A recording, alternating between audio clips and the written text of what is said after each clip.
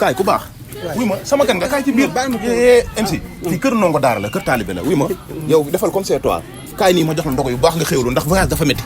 kaay ci biir kaay ci biir. mais baal ma waaye kaay ci biir rek. xoolal baal ma toog xam nga ak gars yi nii mooy loolu. xaaral ma xëjal la chaise xaaral ma xëjal la chaise. bismillah toogal nii ah baax na fi kër taalibe la sa kër la xaaral ma ñëw.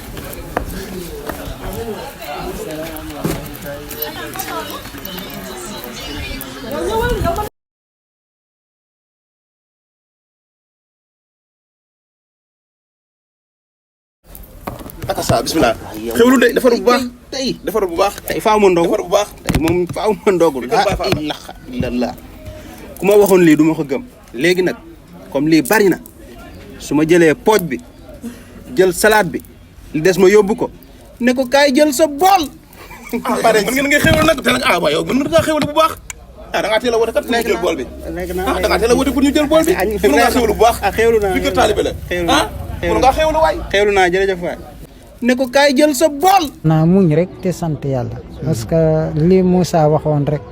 yàlla dane ko yaa Moussa. ini safaytuka ala naasi bir